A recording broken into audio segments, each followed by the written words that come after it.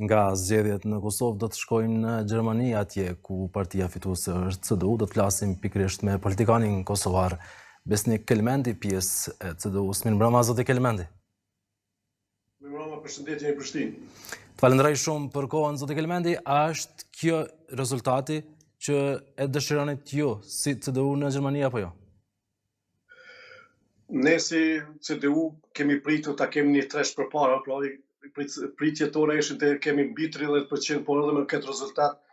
me 29% votuesit treguan dhe na jepën neve domethënë mundësinë dhe për qeverinë e ardhshme dhe për kancelarin e ardhshëm, kështu se kemi arrit t'i bindim domethënë votues, por dëshira ishte të kemi një tresh para. Por dhe kancelari i ripitit të jetë apo jo, Friedrich Merz, ka nisur negociatat atje për formimin e qeverisë së re dhe cila do të jetë qasja e tij, në veçantë neve na intereson me raport me Kosovën. Friedrich Merz thuja në natën e parë ka filluar bisedimet sepse Gjermania është në një situatë shumë të vështirë, vitet e fundit ka pas një qeveri thuja shumë jo stabile dhe Friedrich Merz do të jetë kancelari i ardhshëm dhe bisedimet vetëm kanë filluar me partinë të ndryshme, por si partner kryesor mendojmë se do e kemi partinë Socialdemokratëve, të cilët ishin në qeveri, të cilët e kishin edhe kancelarin, i cili dha dorëheqje dhe i patëm zgjedhjet parakohshme, por ne si CDU i kemi kriteret tona dhe kemi kërkuar ata se mund të bëjmë një qeveri të përbashkët, por duhet të jenë me njerëz dhe me kryesi të ndryshme, kështu se edhe vetë kancelari për momentin gjerman, zotri Scholz, ka tregu gatishmëri se ai do të vazhdon punën vetëm si deputet i thjesht dhe jo se do të merr pjesë në kabinetit e zotri Merzit. Do Kelmendi, pse është e rëndësishme fitoria e CDU-s në shtetin e Gjermanisë, ndonse fitore numër më të madh të votave mori edhe AfD-ja. Po përkrisht për ta, kjo është domethënë këto zgjedhje kanë qenë shumë të rëndësishëm, sepse para 3 viteve partia jonë shkoi me një humbje shumë të vogël, shkoi në opozitë dhe domethënë ka 3 vite se shteti gjerman nuk ka një lider si cili mund të ta monte ashtu në atë nivelin që ishte zonja Merkel dhe kështu edhe dështoi domethënë qeveria kalume. Tani me Friedrich Merzin kemi një person i cili e ka dëshmu veten me shumë sfida, duke filluar nga vitet e 90-ta, sikur era deputet, pastaj deputet, domethënë udhëheqje grupit parlamentar dhe fraksionit të CDU-s në Bundestag. Pra është një person i cili do jetë lider dhe kjo nuk do të thotë se është në mirë vetëm për shtetin gjerman, por kjo është edhe për Evropën, se siç e dini edhe ju, në vitet se kanë ikur, thuja se në Evropë nuk ishte asnjë lider, i vetmi se u mundonte të bënte diçka ishte zotri Macron, por kur pa një Gjermani të fortë edhe Evropa nuk është e fortë, dhe kështu ishte edhe zotri Macron apo Franca, nuk ishte ajo e cila mund të çonte politikat aty që duhet, sidomos tani mbas zgjedhjes së zotri Trumpit në Amerikë apo luftat në Rusi dhe Ukrainë. Thonë që Gjermania aktuale nuk është më ajo siç ka qenë përpara dhe me Merzin do të kthehet në fuqi vendimarrëse edhe në Evropë. Kjo është pritshmëria, kjo është ajo çfarë ne kemi premtuar në fushat, kjo është ajo se duhet të bëjmë, siç e thekët edhe ju më herët, partia ekstreme, domethënë AfD, ajo arriti të merr 20%. Kjo tregon sa domosdoshme kanë qenë zgjedhjet e reja dhe pse njerëzit i kanë votuar një parti vetëm thuja pa kënaqësisë, pa frikës, pa sigurisë, domethënë nga një politik, një qeveri thuja më e dështuar në historinë e shtetit gjerman mbas luftës, domethënë të dytë botërore. Don kjo ka qenë një qeveri shumë e dobët, kryekancelari gjerman zotri Scholz nuk ka arritur për shkak se ishte me shumë parti, nuk arriti domethënë të mbledhë dhe të jetë me të gjithë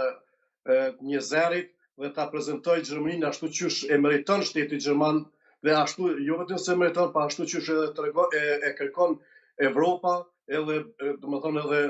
bota. Këtë do ta bëjmë ne me zotrin Merzin dhe jo vetëm se duhet ta bëjmë, do ta bëjmë, por kjo është e domosdoshme. Përndryshe nëse ne në vitet e ardhshme nuk arritim këto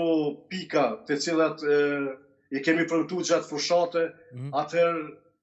vetëm se do të rritet edhe më shumë partia ekstreme AFD dhe këto nuk mund ta lejojmë, këto nuk do ta lejojmë dhe do ketë një ndryshim drastik pozitiv në shtetin gjerman.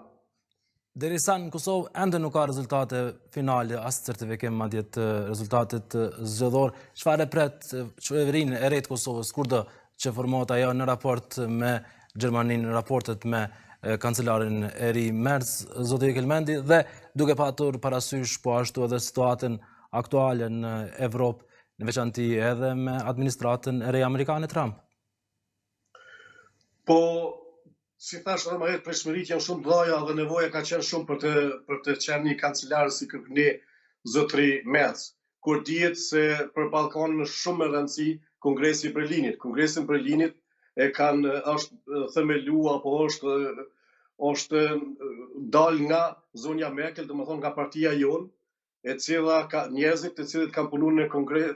atë Kongresin e Berlinit, janë të partisë thuja të CDU-s, kanë qenë shumica, dhe ata njerëz të cilët tani kanë qenë në deputet apo se kanë konkuruar për deputet të gjithë miqtanë të Kosovës apo si ta them njerëzit që janë marrë me këto tema kanë fituar dhe janë deputet të zgjedhur nga rradhët tona dhe kjo do të jap një shtyrje dhe do të jap një rëndësi shumë më të madhe dhe Kongresi i Berlinit dhe bisedat mes Serbisë dhe Kosovës do të aktivizohen shumë më shpejt dhe jo vetëm se e tham, vetëm sepse ka marrë timonin, domethënë tani zotri Merz, po këto e kërkon edhe Evropa, e kërkon Amerika dhe duhet patjetër të jep fund, sepse shtetet e Ballkanit të gjitha janë të interesuar për integrim të shpejt në Evropë. Kosova don të shkojë në rrugën e NATO-s dhe këto janë pikat të cilat kanë ngelur për shkak të një qeveri jo të mirë në Evropë, ka pasur disa sfida, domethënë sikur korona, lufta në Ukrainë, ka zgjedhjet evropiane së eshin, por të gjitha këto e kanë dashur një person i cili ka mujt të jetë një lider në Gjermani dhe dihet se kur është një Gjermani e fortë, atëherë për Evropë dihet se do jetë edhe më fortë. Kështu se presim vetëm gjëra pozitive nga qeveria e ardhshme. Qeveria do të bëhet shumë shpejt, deri me 24 mars është domethënë koha kur duhet ne të qesim në votim kancelarin Merz dhe nga 24 mars besoj mrena 2-3 javë do të kemi edhe qeverinë, kështu pritet në mesin e prillit ta kemi qeverinë gjermane dhe të vazhdojmë sepse nuk kemi kohë për të humbur. Gjërat janë shumë domethënë janë shumë situata shumë është e preshtë për momentin këtu dhe duhet patjetër të kemi pikat si siguria e vendit, siguria e Evropës, Gjermania, domethënë me ushtrinë e vet është shumë mrapa, tani luftën e kemi në thuja në mes të Evropës, e kemi çështjet e migrimit, e kemi çështjet e ekonomikës, domethënë ka 2 vite se Gjermania vetëm ka ramje dhe ekonomia gjermane thuja historikisht nuk dihet se kur ka pas kështu humbje dhe domethënë është shumë punë e madhe që duhet ne të bëjmë. Por me stafin se ka zotri Merz, me njerëzit për afër tina do ja rritë dhe si parti e cila ka më shumë se 30 vite se udhëheq, domethënë me disa sikur tani 3 vjet domethënë se s'ka qenë qeveri, por është një parti e cila ka dëshmuar veten me vite se është në gjendje me një kancelar ta udhëheq domethënë Gjermaninë mirë dhe Evropën kur dihet historikisht sigur Helmut Kohl si zonja Merkel kanë qenë të kësaj partie dhe kanë quajtur çdo herë Evropën dhe Gjermaninë përpara. Zotë Kelmendi, falenderoj shumë për kohën dhe gatishmërinë që të inkuadrohesh direkt në Infonata. Ju falenderoj, ju përshëndes, një natë mirë.